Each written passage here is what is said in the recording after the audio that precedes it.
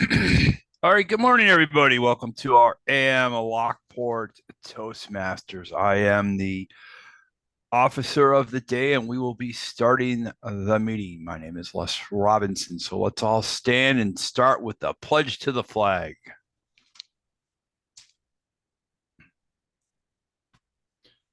If everybody's ready, let's go. I pledge allegiance to the flag of the United States of America and to the republic for which it stands, one nation, under God, into liberty and justice for all. All right. I apologize for the sun, but I don't have front shades on that will close correctly, or I will mess them up. So we will leave it the way it is.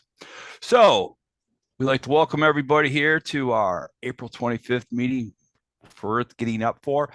One thing I was told, but we did not have a meeting, and then I had a presentation last night that we are doing the club elections. Are we going to do them in the beginning of the meeting or at the end of the meeting if Kate is here? Is Kate here? She is, and I believe we're going to do it right now, right, Kate? Sure, we can. Is Gerald also here? Yes, he is. Okay, great. I'll start off with the inspiration since I have that also. Sorry, I can't show my screen. I'm having some technical difficulties. For the inspiration today, I have a quote from Jane Goodall. You cannot get through a single day without having an impact on the world around you. What you do makes a difference, and you have to decide what kind of difference you want to make. Again, Jane Goodall. All right, thank you, Les. Is Gerald in person or on Zoom? Gerald is on Zoom. Okay, Gerald, did you want to present that slate again, or what do you think, sir? We did last week as well. Yes, let me just look it up. Okay, I've got it. That's either way. For any of our members and guests, do we have any guests today? Any of our members and guests, a reminder, we do say the single slate and then we cast a single ballot, and that's our voting for the full slate, and that's the procedures. This year for the slate, we have, as presented last week, incoming President-elect Eric Schneider, Vice President of Education Mike Florio, Vice President of Membership Les Robinson, Vice President of Public Relations. Did I switch that up? No, yeah. Vice President of Public Relations, I'm sorry, Les Robinson. Vice President of Public Relations. I thought I had it. Gerald, did you have that there, or you were waiting on me? I was going to look it up, but who's that Vice President of Public Relations? I think I switched you guys up. And then Treasurer is Beth Banks, Secretary Carol Ann Halstead, and Sergeant at Arms Mary Cavanero. Mary, yes. Kate, Vice President of Membership, I think it was Marty. Oh, thank you. Right. Vice President of Public Relations, Les Robinson, Vice President of Membership, Marty Johnston. And that is the full slate. I'd like to make a motion to accept this slate as presented. All right. Can we have a second? From anybody? All right. Okay. Any discussion? Call for a vote. All in favor, say aye. Aye. Aye. Any opposed? Any abstentions? Motion passes. Congratulations, new officers. Very exciting. All righty. We just had our officer vote. I will call Eric up in about 1 minute to run the meeting. I was talking to Paul out on the convention that is this weekend in Rochester, and there is a happy hour set up, I think from 6 to 8. They're going to be having that at the bar, and they're going to be buying food, and you have to buy some drinks. So if you are coming in Friday, please sign up for the 6 to 8 party. Also, there was a email that went around for the speakers for Saturday. I believe everything is starting at like 8 o'clock in the morning at the DoubleTree. I will be up there Friday night. Is anybody else going to be up there this Friday? Or just me? Jill and Steve and Beth and Kate and Jackie. Anybody else? Larry. Okay. We're Is there gonna have a any? good time. Okay. My other question is, are we going to be, as members, do we have to vote on anything at this convention or no? They did that Tuesday night instead on Okay. Zoom. So All right, that I is just all. want- The business portion is all done. Then we are all done. We all have fun. I will be up there. I got Kate's. You're going to be up there Friday, right, Kate? Correct. Okay. Tomorrow. It's tomorrow already. Can you believe it? Oh my gosh, it's tomorrow. When I get up there, I will text you my room, and then we will all catch up, help set up for the convention, and have a great time. Woohoo!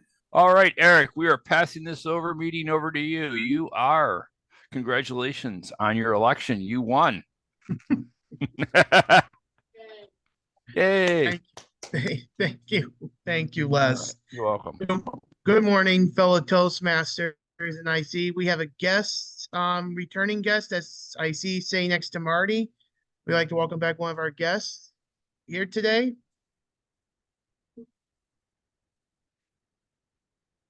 Today I picked a theme. Oh, before I begin, does anybody want to take on the Wagmaster role? We have a Wagmaster role open. Anybody would like to take on that role?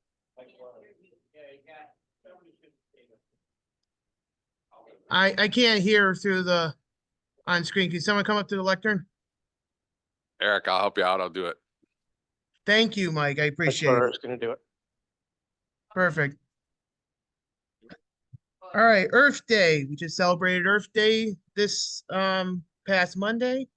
Over the weekend, there was cleanup along the canal, if I was hearing correctly, and I was partaking here at Canisius of cleanup as well. We went down to Central Park Avenue downtown and picked up some trash, and it was a wonderful event to take a part of to help our environment and clean up our planet.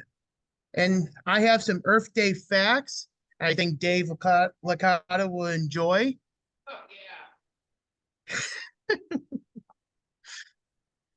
Earth Day was created by a senator. Now, Dave might have to guess this one, but does anybody know who was the senator in 1970 that came up with Earth Day?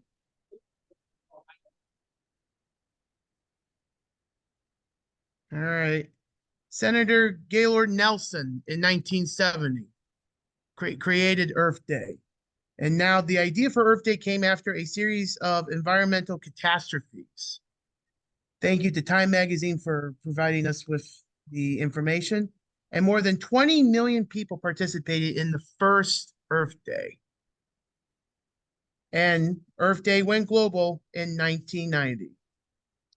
More on facts later. I would like to invite up our Wagmaster, Mike Florio, to give us the word of the day and what his role will be as Wagmaster. Mike.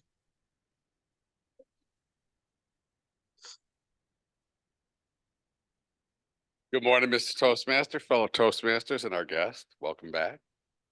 Soon to be member. No pressure there.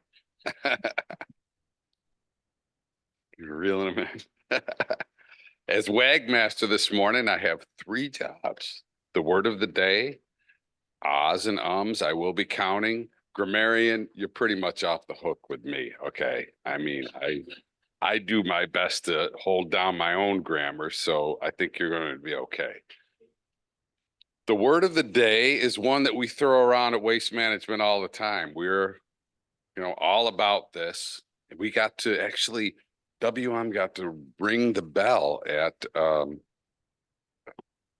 Wall Street. Thank you very much.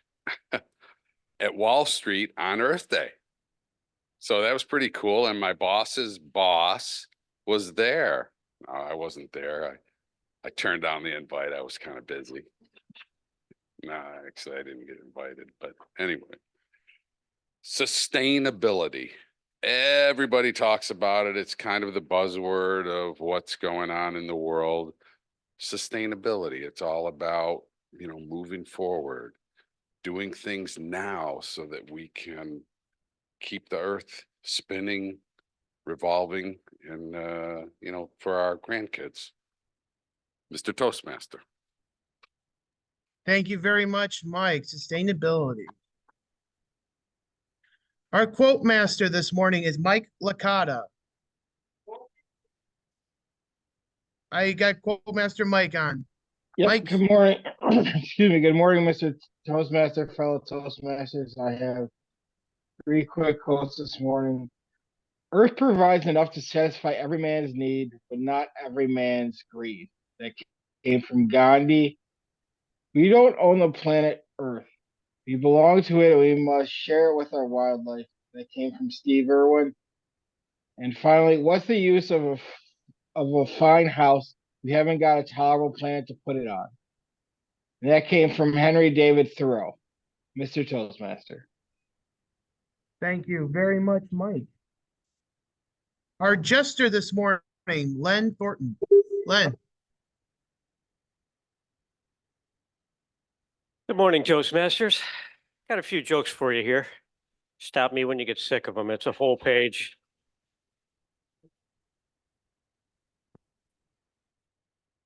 Why are people always tired on Earth Day? Because they just finished a march.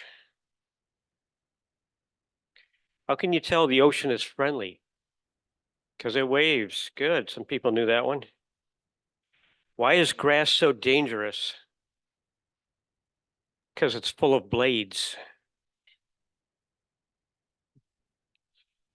What did the ground say to the earthquake? You crack me up. Why did the woman go outdoors with her purse open? Because she expected some change in the weather. And I'll finish with this one. What's the difference between weather and climate? You can't weather a tree, but you can climb it. Mr. Toastmaster. Thank you very much, Len. Our timer today, stepping up to the plate, is Beth Banks.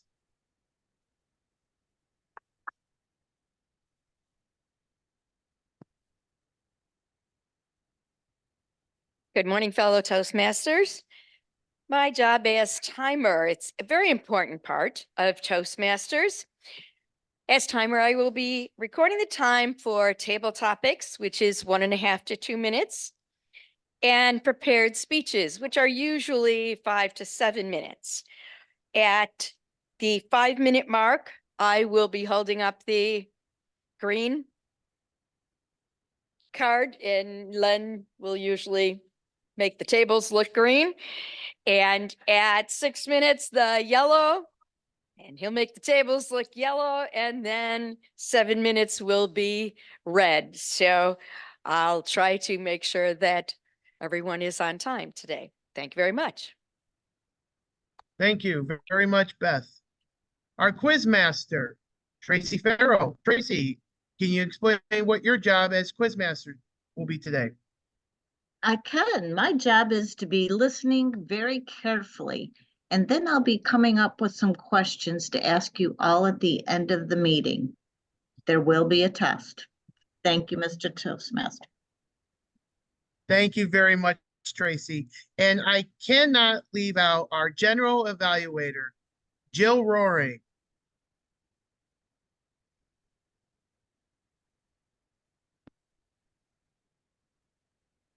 I thank you, Mr. Toastmaster. Didn't want to get a ding right away, did ya? I came prepared. All right, my job is to evaluate Eric as the Toastmaster and also to evaluate the evaluators because everything in Toastmasters gets evaluated. And Tracy, hopefully I'm congratulating you on your new job. Did you get it? Is it official? It is official. I was voted in Tuesday night. Yay. So it's official, May 28th. Thank you. So now you can convince Wilson that they have to do the job. You're putting a lot of pressure on there. I'll just get Mark polling cars to do it then. Okay. That's all I got to say, I think, other than, do we have a list of who's online? I can give a list of who's here. Len, Larry, Beth, Dave Shannon, Mike Florio, Dave Licata, Marty, Nancy, Jackie, Carol Ann, myself, Steve, Joe Budnick, and our guest, David Bloomerich. Yes, I got that right. And Larry's bringing me the online list here. Well, they are now. Margot, Sylvia, David Jones, Les Robinson, Eric Schneider, Kate Orr, Mike Licata, and Tracy. And Marshall.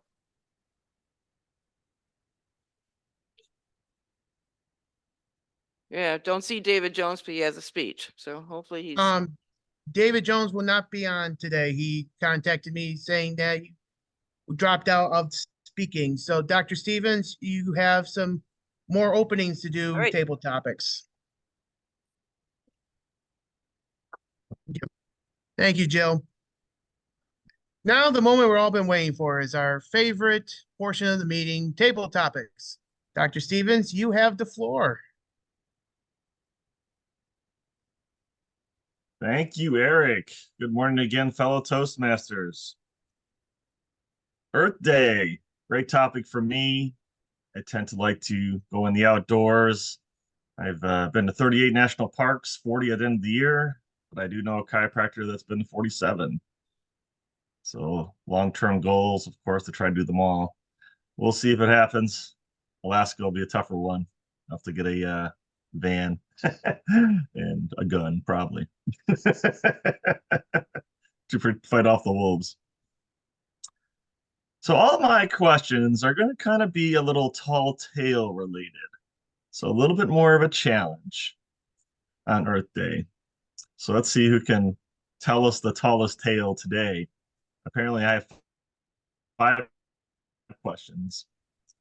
The last 2 will be these selections will be able to pick from the 3, because I only wrote 3 up.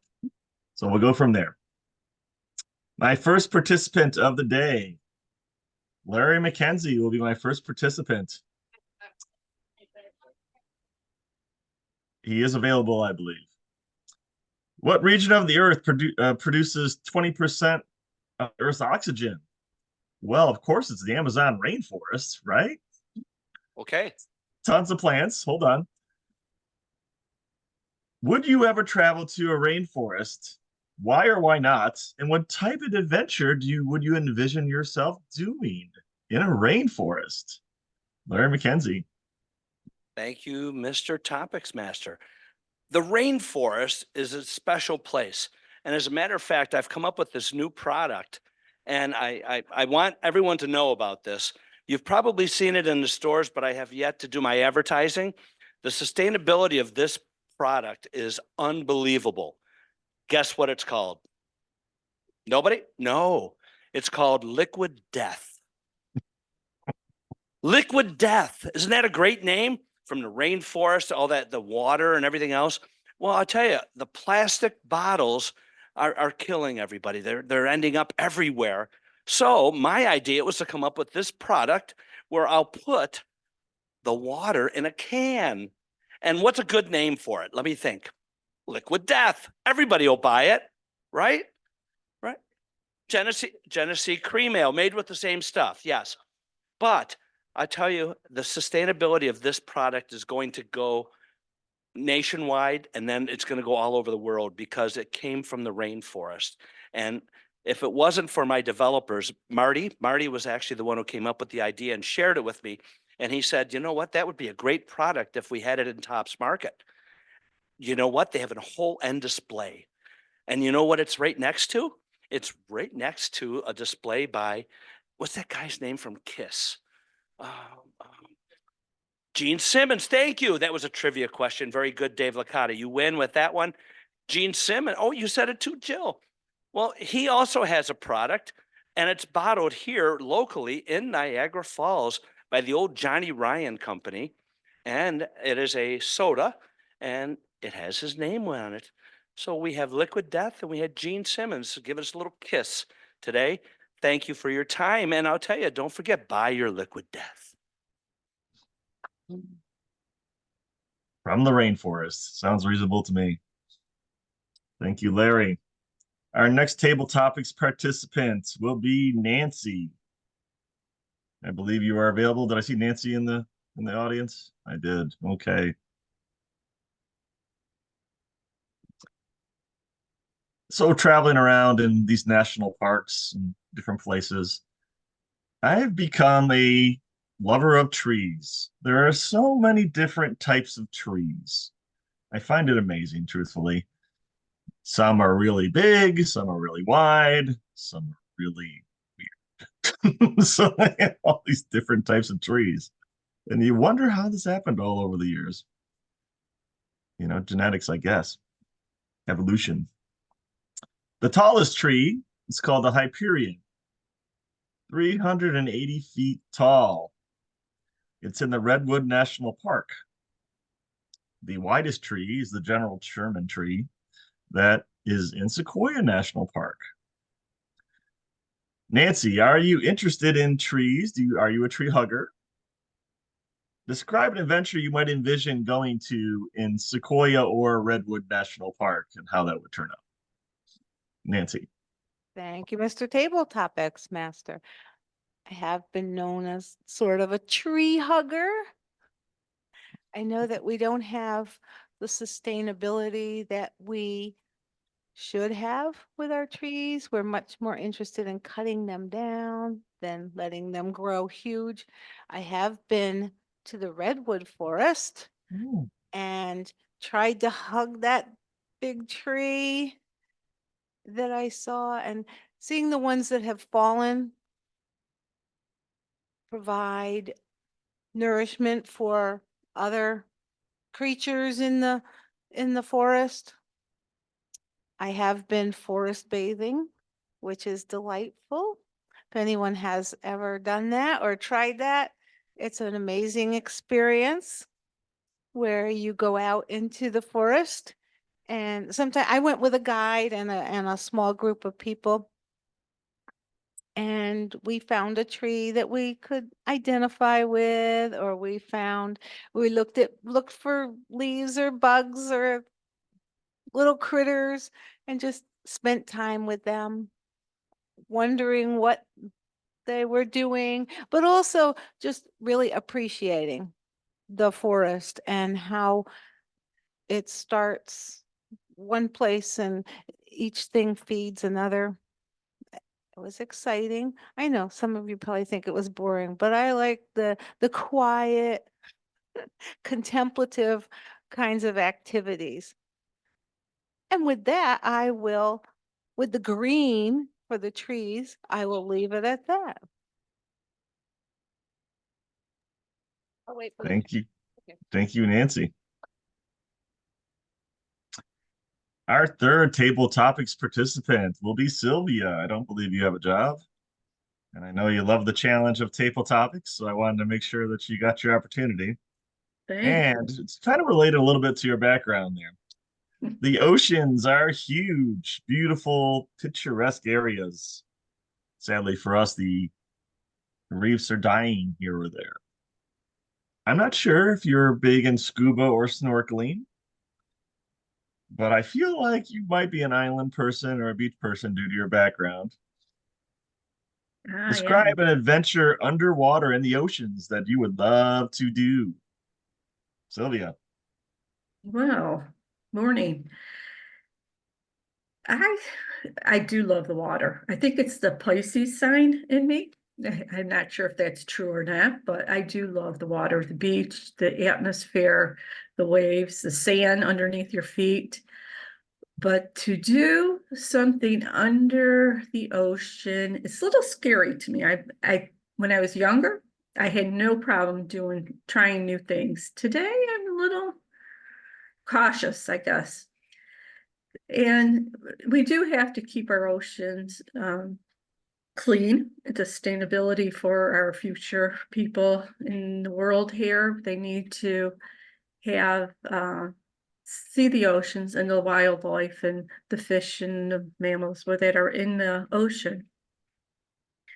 But as to what I would do, I always wanted to try scuba diving. And that one I think I will tackle in the near future. I'm trying to convince my husband that we need to go on a 10, 12-day trip somewhere nice, tropical.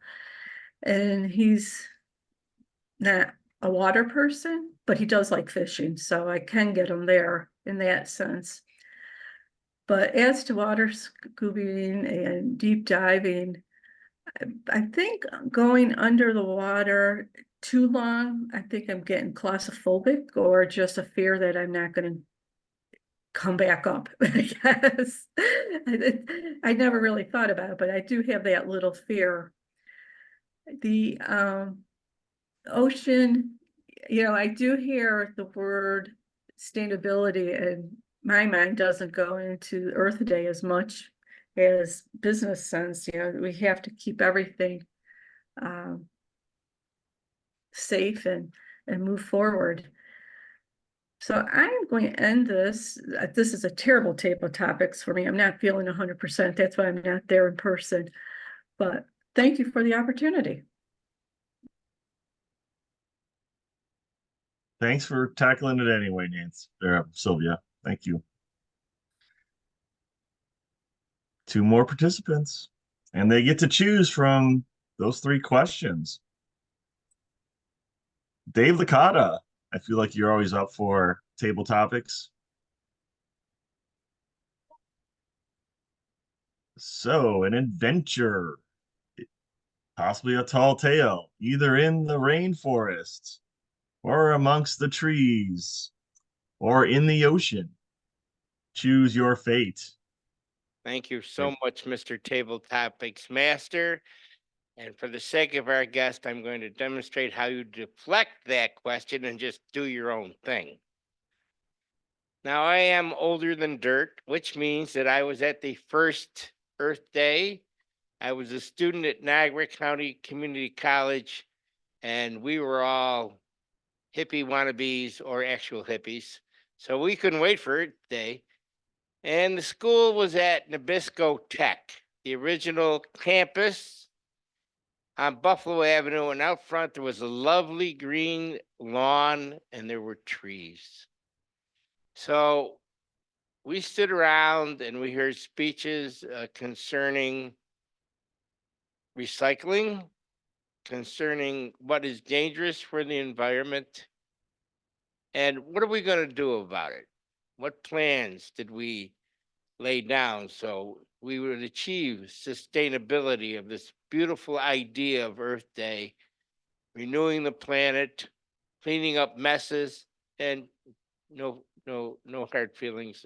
We were in Niagara Falls, so there's plenty of messes. So the situation, we're getting together, we're breaking out in small groups. We're talking about this momentous occasion, the first Earth Day ever. And Dr. Stevens did allude to the fact that the first Earth Day was brought on by some terrible, terrible tragedies. It was before Love Canal, but there were some other large ones that had happened in the Gulf of Mexico and on land and on water. But I want to remind you that that beautiful lawn and those trees where we celebrated the first Earth Day is now a parking lot. Thank you so much, Mr. Table Topics Master.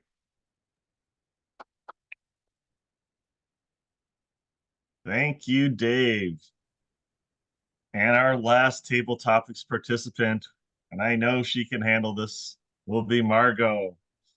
Margot, what adventure would you take, possibly a tall tale, in the Amazon rainforest or in a national park and or the ocean if you had a chance? Margot.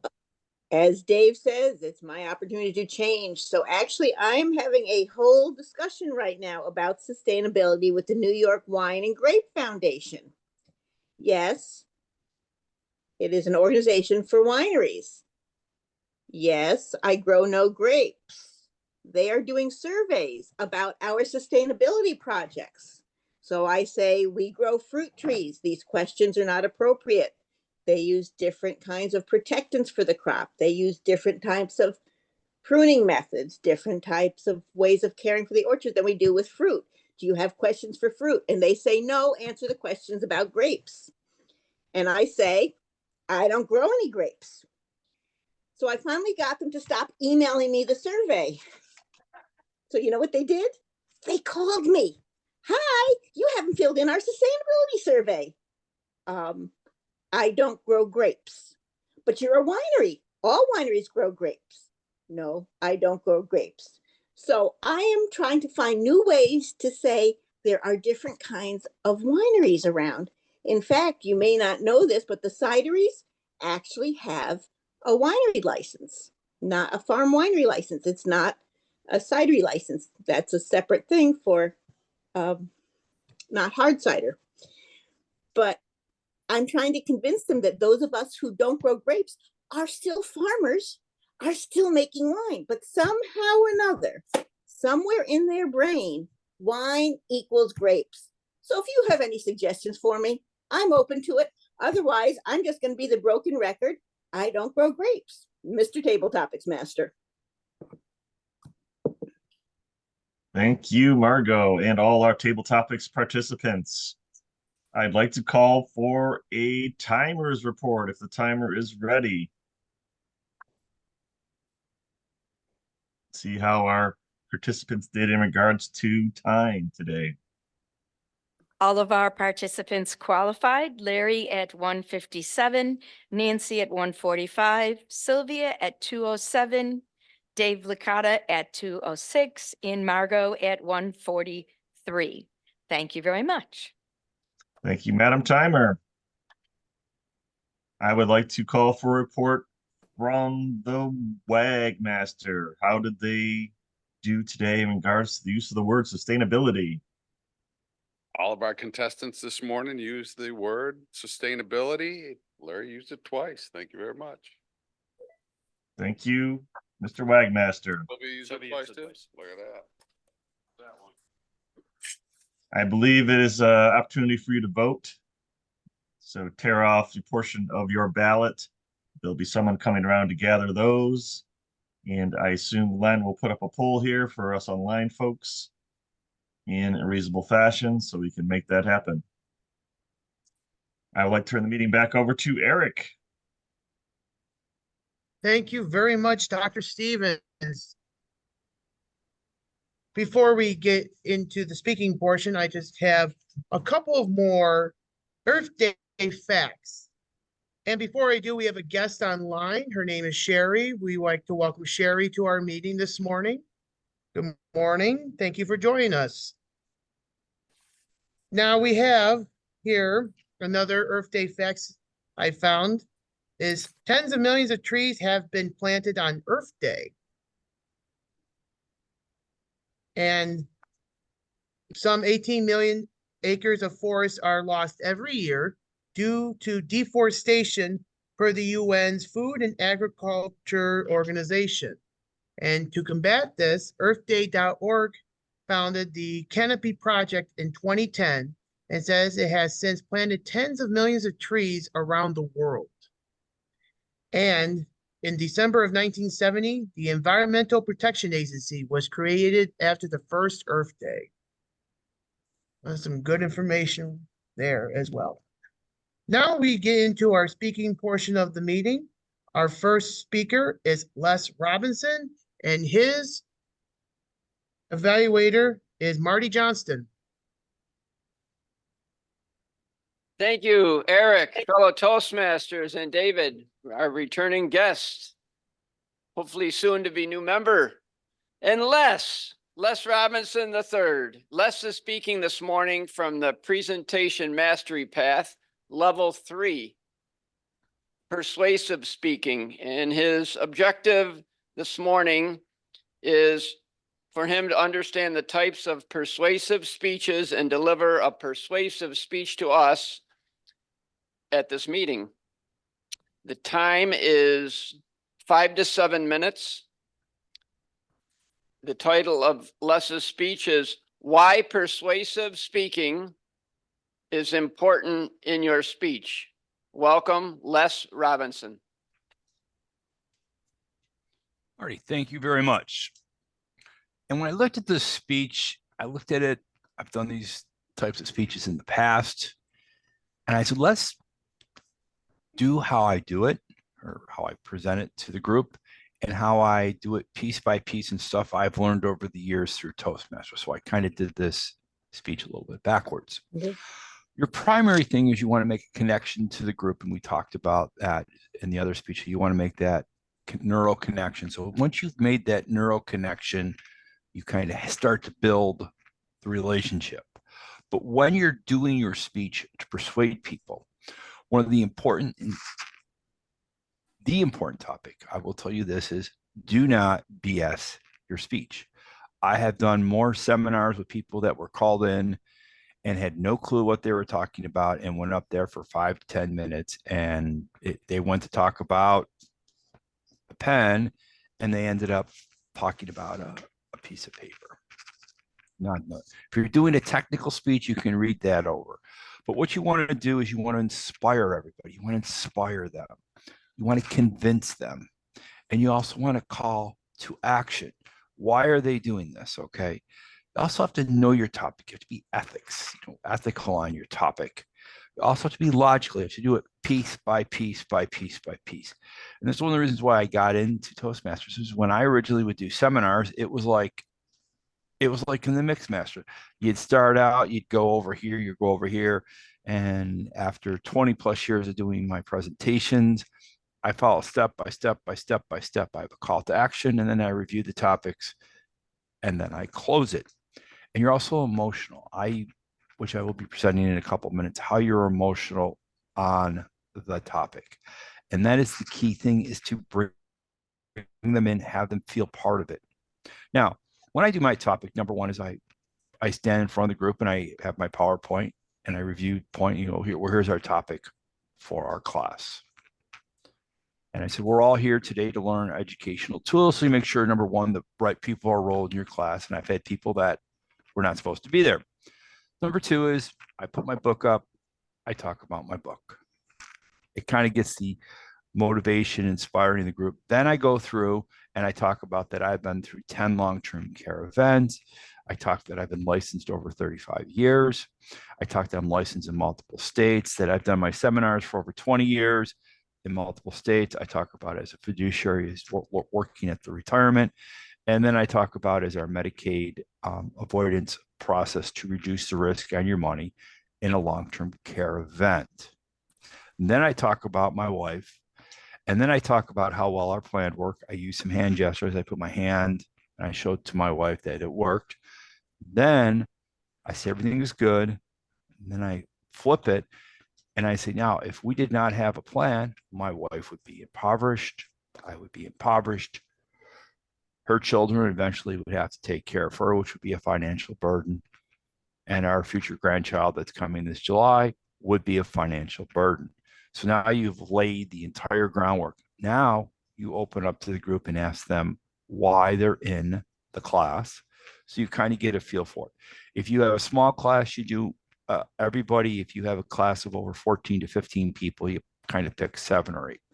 Then I come through with a very interesting slide that kind of mellows out. Everybody gets laughing. And then we go into the seminar. Now, when I get done, you bring the seminar to a head. And I talk about, if you'd like to order my book, I review the topics of what we are doing. I talk about why we're here. I review the questions of the class. I ask if everybody understands it. I do a quick 30-second little quiz of all the 5 important things. I hand out the evaluations and I say thank you. And now we take questions. And this has taken me many years to do this very simple process. But what you're doing when you're persuading is you want to open the audience, get them involved. At the end, you want to make sure that they understand what they do. And what you're basically doing is making a mind bridge. So they had no idea what the topic is. Now they've gone across the bridge. Now they understand it. They're inspired. It's a very simple 1, 2, 3 process.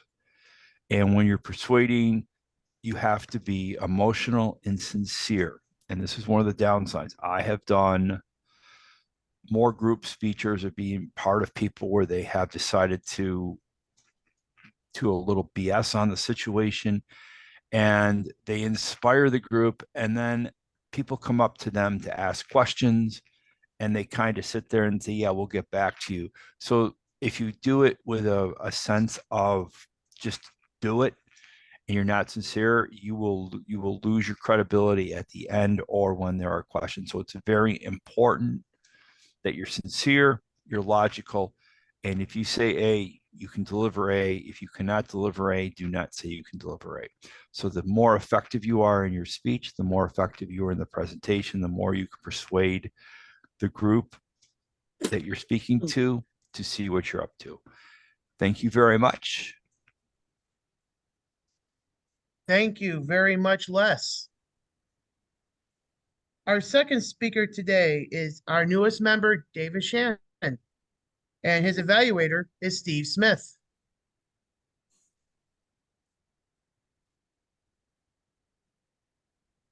Thank you. Dave today is going to talk to us about effective instruction. The purpose of this project is to learn or review basic methods for writing a speech with a defined purpose and to present a well-organized speech on a topic of his choosing. Now his time, Madam Timer, is 5 to 7 minutes. And all I have for a title is effective instructions. If it's, yeah. See, you got to be up here to speak. So I give you Dave Shannon. Yep, yep.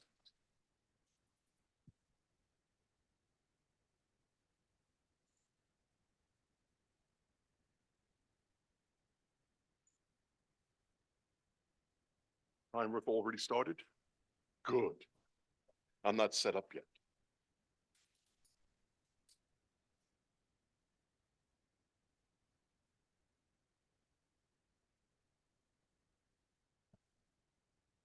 Oop, oop, oop, oop.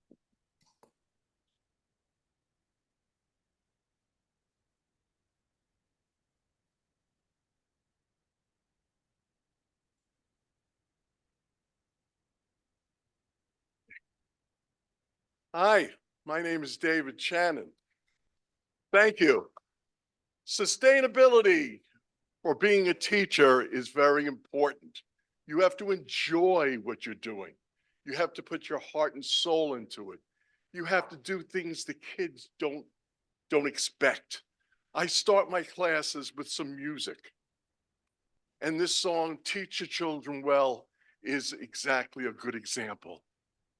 I love teaching kids, but sometimes teachers think after a few years, they know everything and they have nothing to learn, but they're wrong. You're going down a fool's errand if you think you know everything and you have nothing to learn. Now, today, I'm going to give you an example of maybe I was getting a little too comfortable at the school for the deaf. I was there 5 whole years. I knew the bad words. I knew the good words. I knew how to communicate, but I learned a lesson. And today I'm going to show you what lesson I learned.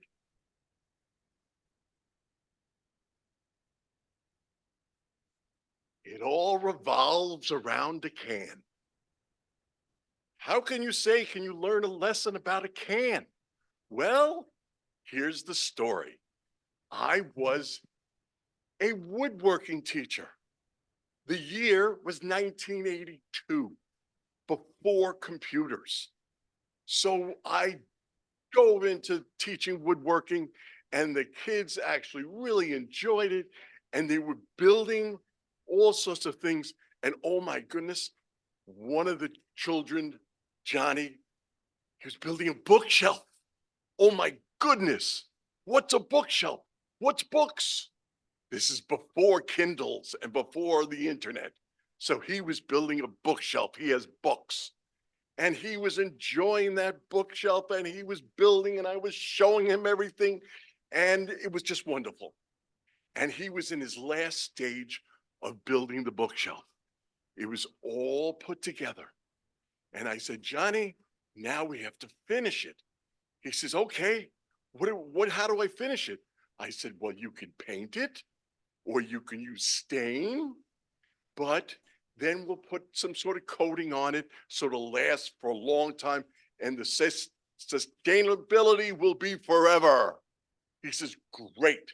So I gave him a can and I opened the can and I said, dip in the brush, wipe off the extra and put it on your bookshelf. I can do that. And then rub it with a rag, get it all in all the crevices. He says, I can do that. So away he goes and I'm attending the other students. And then I see the class is about finished. And I said, we have to finish today. You'll finish tomorrow, the painting. And he says, okay, what do I do now? I said, okay, very, very important. How to close the can. He says, what's the big deal? I said, watch.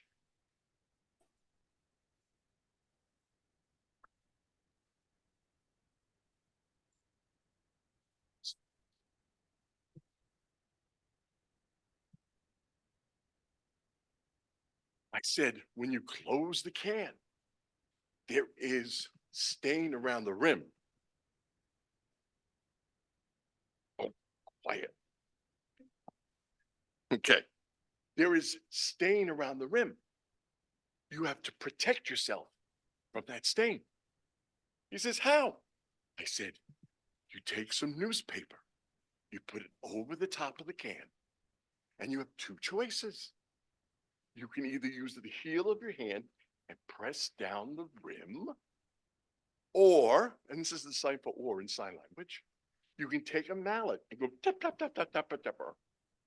I said, you understand? He says, yes.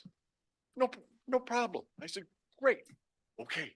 The next day, he comes in and he says, I'm going to finish staining.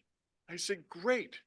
So we get to about half of the class and he says, I have to finish closing the can. And I go, yes. Do you remember yesterday? Oh, yeah. He takes the lid, he puts it on top of the can, and then as everybody knows not to do who's ever done this, he goes, bam. Well, he just became a leopard. Spots all over him. His face, his arms, his shirt, his pants. And I'm seeing this from a distance and I go, oh my goodness. And I come running over to him.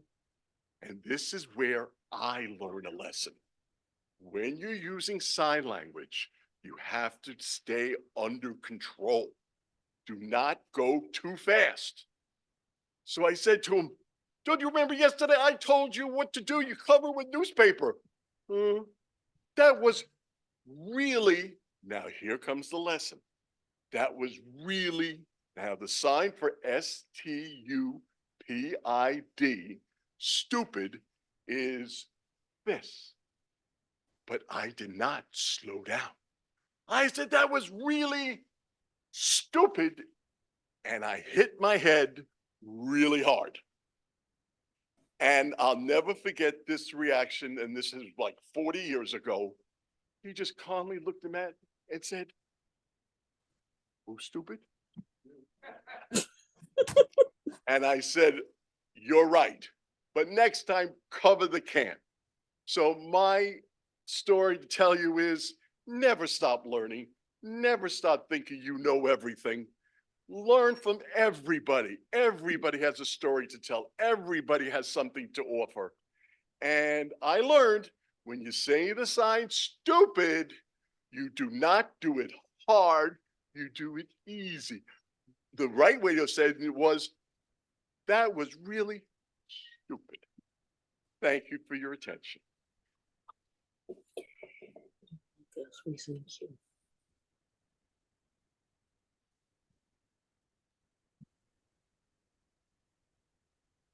Thank you very much, David. Can I get a timers report, please?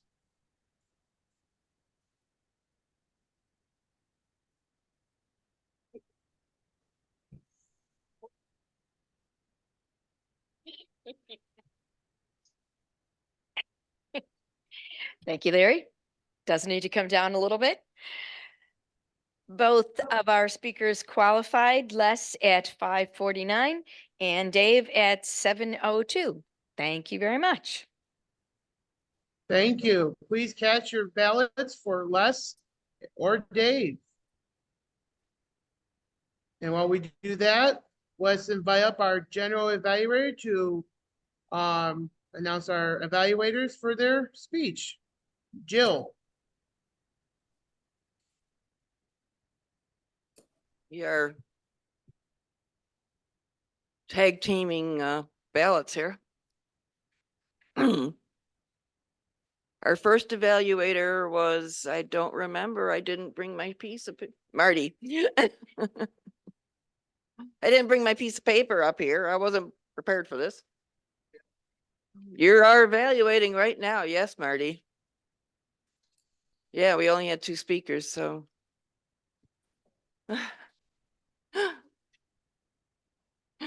Good morning. Thank you, Jill. Fellow Toastmasters, Les, what a wonderful speech. Presentation mastery, persuasive speaking.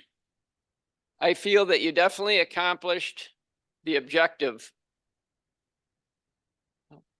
in persuasive speaking. You persuaded us on the importance of using persuasive speech in presentations. You mentioned at one of your conferences that you attended that someone tried to BS their way through. And we all know you can tell when someone's BSing their way through because you're really not learning anything. They're just talking the talk, but they're really not informing you or educating you. You had good use of hand gestures, wonderful use. They're very, not vivid, they're very lively gestures. And they're in the camera. They weren't low, they were high. You were explaining steps and procedures. You were using hand gestures. You described the steps in a seminar. You took us through one of your seminars and persuaded us how to sell a product. And definitely the importance of persuasive speaking, especially in your field in sales and in insurance. And you stress the importance of knowing your material. And knowing your material. I know one of the items you mentioned was about the book that you had published, and you mentioned that. I would have liked to see you perhaps use that as a prop. I'm sure during your actual presentations, you had it with you, as you mentioned, but I would have liked to seen that in your presentation. That would have even been more persuasive. A few things that I would like you to try to further enhance this great speech is to come and join us in person. I think that would be great because you are definitely, you're a big person, you're a big guy, and you're a good target for the audience to look at. We can't miss you. You're taller than I am. You're a handsome guy, and we'd love to see you in person. I think that it would definitely enhance your speaking. I know you're a professional speaker. You speak for a living and selling insurance, but it would further enhance and even make you that much more of a credible and a professional. If you were to come and speak in person, you can use all your tools, your gestures. You could have, I saw you had a clip-on head mic. You could walk around and further engage us. Secondly, I'd like you to try standing during your presentation with your presence. And last but not least, Position yourself at an angle, perhaps with a white light or a white wall behind you, because the sunlight coming behind was distracting. Les, well done. You accomplished your goal. Thank you. Mr. Toastmaster of the day, Larry, back to you. Evaluator. Changing over to Larry. I'm the professional handshaker. Professional handshaker. Thank you, Larry. Our next evaluator will be Mr. Steve Smith. Yes, he'll be evaluating David. Thank you. Now, before I get started here, I see we have a minute. I have a story about Earth Day. I was in high school when the first Earth Day hit in 1970. I would have been in 10th grade. And yes, we were a bunch of hippies and we're going to change the world and make things better. But what we decided to do as a protest to all the pollution created by cars, we took a whole car engine and buried it. Full of oil, full of everything that's in an engine, and we buried it. Not only did we bury it, it was on the edge of a creek bank that was next to the school. I think there's a building standing there now, but at the time they buried this, they put a big sign on it and they called it Smoke E-Engine. This was our big protest against pollution. So what do? We polluted everything by doing this. I found that ironic. So, what's that? Yes, it was very much pre-love canal. So, Dave, we'll get on what I'm supposed to be doing up here. I enjoyed your speech this morning. You came right up. You incorporated the word of the day into your opening. Now that's thinking on your feet. I like that. And I was concerned coming into this that, and I know you do sign language. You can't help yourself. You're a teacher. So that's a good thing. And I was afraid that would detract from your other hand gestures. It didn't.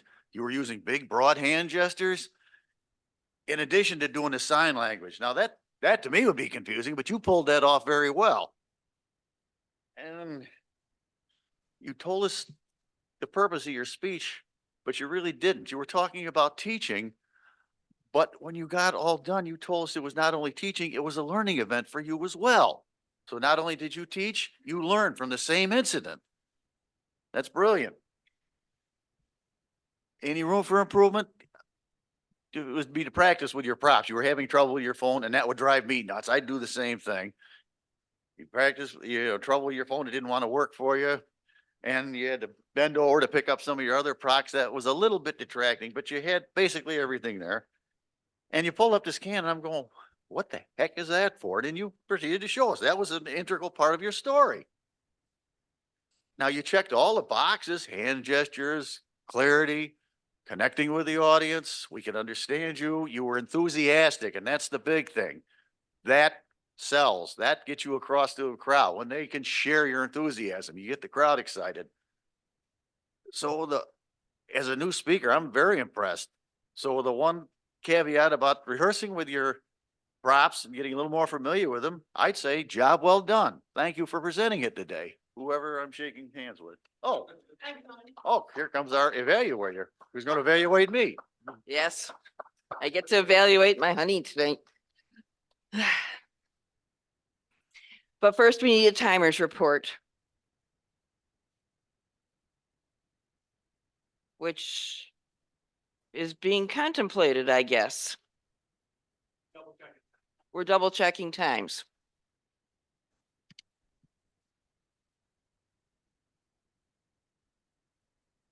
All right, Beth. I kind of messed up. Forgot I had to time the evaluators. So I'm just going to say that both of them qualified. Marty was a little longer, but that's okay. Steve, about 152. So we're good. Well, thank you, Beth. Larry's going to run around and collect our little ballots, which I've got to make a little more plain here on the picture. All right. I'm guessing Eric has just basically turned the rest of the meeting over to me, seeing as all we have is this picture up there now. He had I'm enough. right here. Oh, he's got grass behind him instead of James Bond. Thank you. You gotta go along with the theme.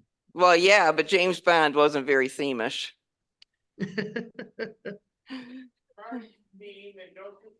Yeah. Okay, I had to spice it up. yeah. So am I taking over the rest of the meeting now?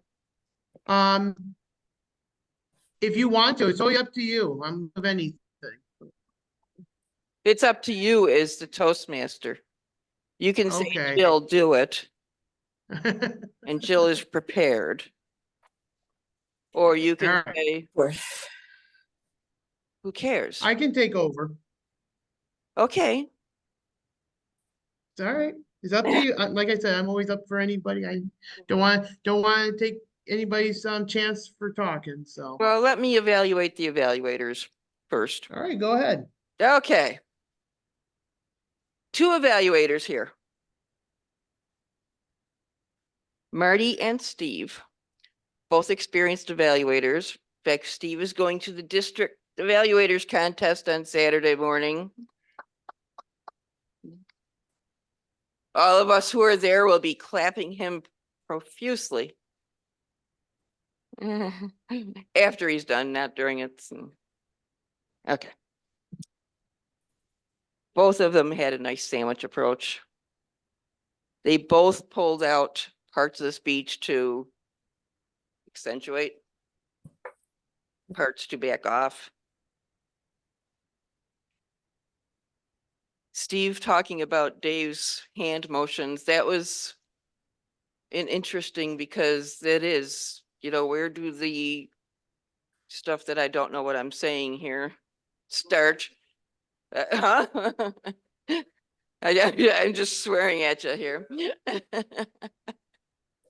Where does that stop and where does this start? It's for those of us here, most of us don't know the difference, so it's all hand gestures. And Steve did point that out. Steve made beautiful eye contact with, I'm assuming, the camera and the crowd and with Dave, which is what he's supposed to do. Marty, on the other hand, spoke to the camera and to Les most of his speech. I noticed his eyes were looking at the camera, really focused on the camera, which is where Les is, but the rest of us are here to learn from his evaluation as well. So that's what I got from that part of the evaluation. Now, Eric.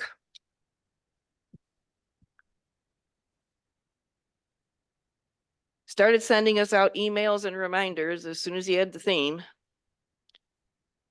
And I think some of them were more than one a day. Eric lives on his phone. You can tell of the age he is. Very organized in your material, Eric. Good job there. I would have explained myself why that Ohio senator came up with Earth Day. What happened in Ohio that said, this world is in trouble? The Cuyahoga River started on fire. Yes, Dave Licata. Got a job at WBNY in Buffalo. That's where we met. We're selling advertising. In summer job, got the Cuyahoga River, and he was putting that fire out. Okay. Dave Licata made friends with a guy who worked at a radio here in Buffalo after he worked in Cleveland, and he actually worked on putting that fire out, which that has to be quite the adventure. Normally you use water to put a fire out. And here the fire is, the river was on fire. So anyhow, Eric, you at some point had some clumsy interactions with asking questions of the audience, but when you're on Zoom, that's very difficult because there wasn't anybody up here, but at the same time, expecting someone to stand up here the whole meeting when somebody's a Zoom Toastmaster is a little bit unnecessary as well. So the fact that we were all responding here, but you couldn't hear us. So that was some of the things that I pretty much picked out, and the fact that he did find that other guest online, Sherry, which I don't know if Sherry is still here, but welcome, Sherry. Yes, she is. Wherever you are. Now, would you like to do the other reports, Eric? Yes, I'd be happy to. Thank you very much, Jill. I would like to hear from our quiz master, Tracy, to quiz us what we've heard from today. Tracy? Thank you, Mr. Toastmaster. So our first question is, who was that first senator that created Earth Day? Does anybody remember his name? Oh my. Somebody said the name earlier? From Ohio. Somebody in the room here said the name. I can't remember what it was. Hold on. Gaylord Nelson. Okay. Bingo, you got it. So the second question is, how tall is that tallest tree in the Redwood National Park? 380 feet, I wrote it down. Yes, absolutely. And for all of our online members, who was actually in the room that seems to be the biggest online influencer? And I'm bringing this up from chat. I'm going to say it was Dave Licata because we all want to see him dressed as a hippie.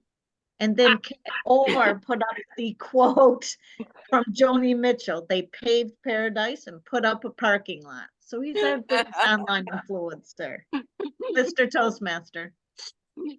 Thank you very much, Tracy. All right, Mike Florio is our WAG master. Mike, how do we do with our role today as WAG master and or sustainability?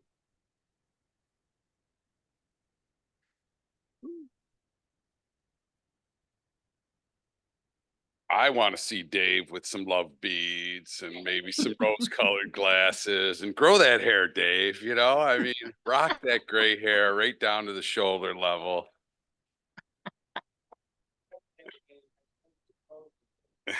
No way, rock it. Peace and love, baby.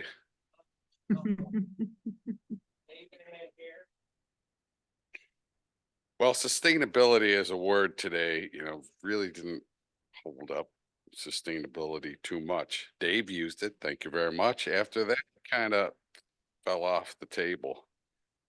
But beyond that, with my master, there really weren't a lot of ahs and ums that I could hear, and I listened pretty closely. Heard some doings, some likes, a couple ums here and there, but as a whole, as a club, I think we do a pretty good job of weeding those out. And I think that's kind of one of the first things that we teach people when they come here, and they kind of, it's gone after a while. So we do a good job there. The likes, you know, that just kind of sneaks in there. As for grammar, there were a few things I liked. A fool's errand, I liked that. Those ones that I don't hear too often. And Nancy, contemplative. You always throw in a good word there. Yeah, that's a $1,000 word right there. So thank you. That's a good one. Les, you did do how I do it. I don't know. And then you said stuff, but beyond that, you know, you were up there talking for, 5 minutes. So every once in a while, you throw something in there. But beyond that, I thought everyone did a great job this morning. Thank you very much, Mike, and love your waste management zip up hoodie. That very appropriate for today's theme. Thank you very much. All right, if that's all the roll holders. I would like to invite up our guest if David is still in the room, or did he just He has left? to leave. He's at the door to leave right now. Okay, well, we appreciate him coming back and joining us. And our guest Sherry. Sherry, would you like to say a few words how you found us and how you like our meeting today?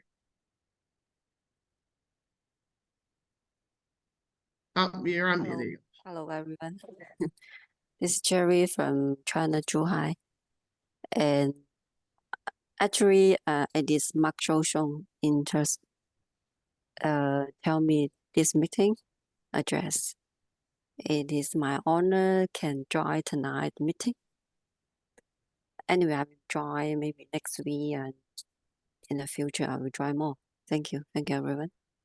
Yeah. Thank And you I am very a Toastmaster member in China.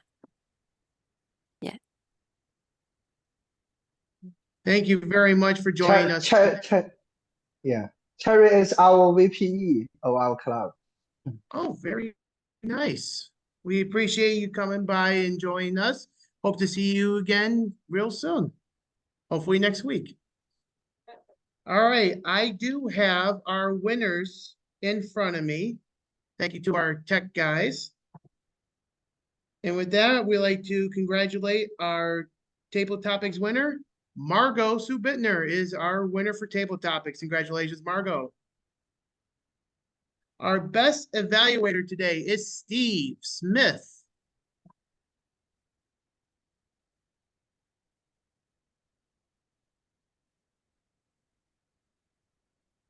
All right, and can we have a drum roll, please, of our best speaker of the day? And our best speaker is David Shannon. Congratulations to Dave Shannon.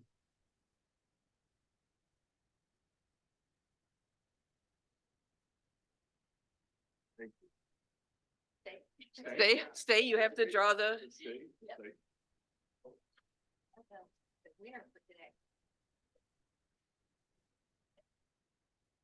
Okay. Last three numbers. 553. Yeah, well. Larry. Hey, Larry. I would like to announce our Toastmaster for next week is Steve Smith is our Toastmaster. And our speakers are Carol Ann, Kate, and Jill. And the alternate speaker is Thomas. You should have seen you're in the headlight look right there. All right, with that, I'll turn things over to Les, who is our officer of the day, to close out the meeting, if he's still online with us. What? We have an announcement from the room here. Okay, go ahead. You got to come up here. Nancy's coming up, Dave's coming up, and I think Marty raised his hand too. Everybody get up. All right. Nancy. I think it would be a great idea if we officially decided that there is an officer of the day, the general evaluator, or somebody that would guard the lectern should the Toastmaster be on Zoom. Also to print up an agenda. So if we could decide, if you are I don't think we need to vote on it, but if you are the Toastmaster and you're going to be on Zoom, if you could connect with someone, an officer or general evaluator, somebody to print the agenda and to guard the lectern. And Larry and Jill did a good job of guarding the lectern today. But when we don't have somebody to shake hands, it's uncomfortable and it's awkward. And there's not that nice flow that we usually have in our meetings. So just a suggestion, and I hope that people will heed that suggestion and do it. Thank you. Duly noted. Thank you very Very much. nice, Nancy. Dave Shannon.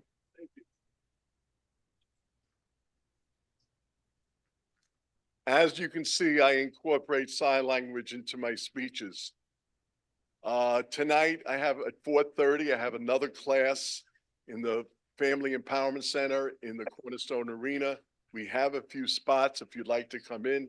It is our third out of fourth meeting, but you're more than welcome.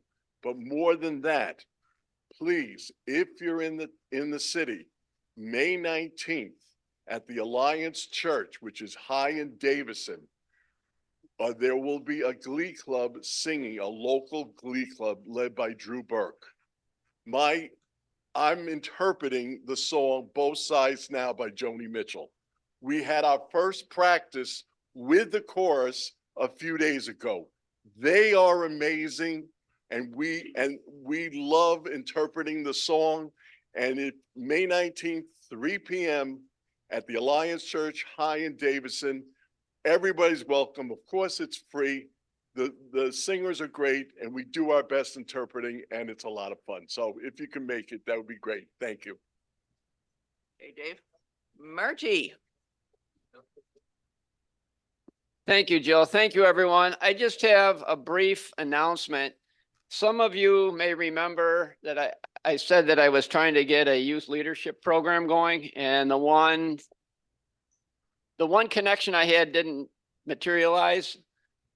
So what I did, I contacted the Youth Bureau. They're called Youth Mentoring Service at Lockport now, and it seems like my idea with them was presented in a manner, and I may have an assistant, the woman that runs the department over there. It's right across from the courthouse on Park Avenue.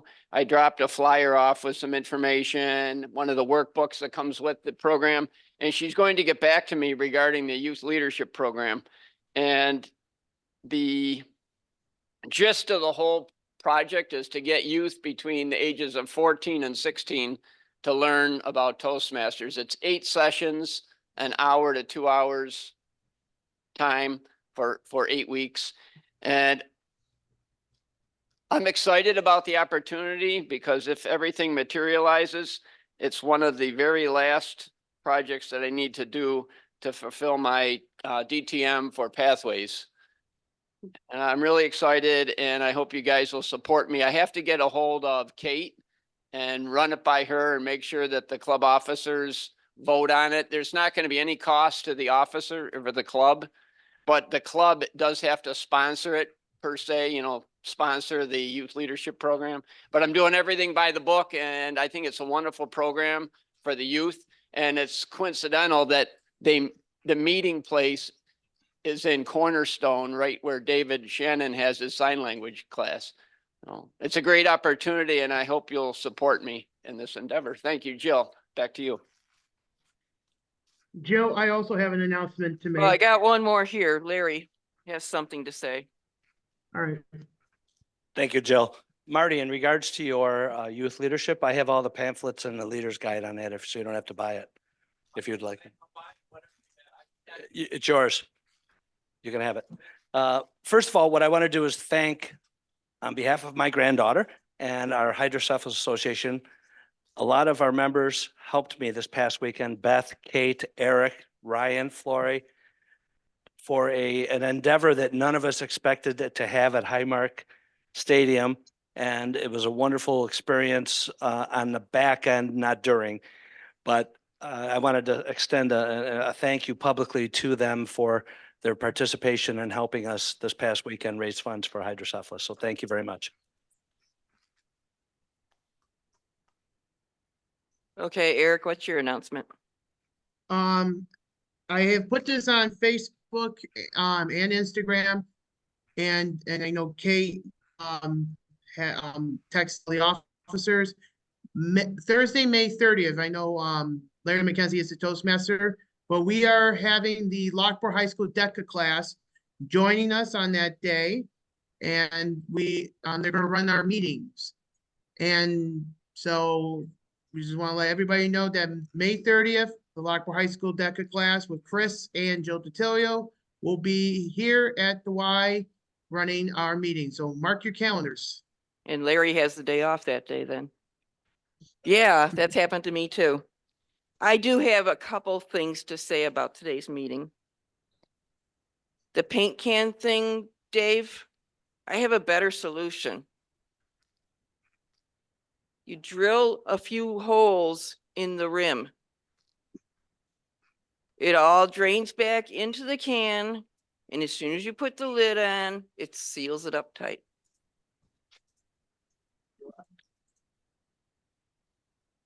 He left that out. He didn't try that with the. He's done it himself, yeah, but okay. Forest bathing. What a stupid name. I mean, I've seen this before. But what does that bring to mind?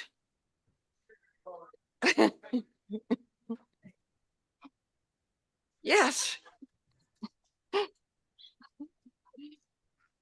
It's not tiptoeing through the tulips, but you know. Anyhow, it should be something like forest meditation or forest contemplation, as you mentioned. Was a term that says it brings your attention? Yeah.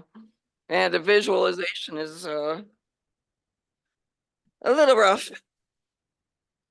Okay. Hopefully we'll see each other tomorrow night. A bunch of us will. And Les, you can close the meeting out. Les just left, so Jill, if you want to bang the gavel, we can adjourn the meeting.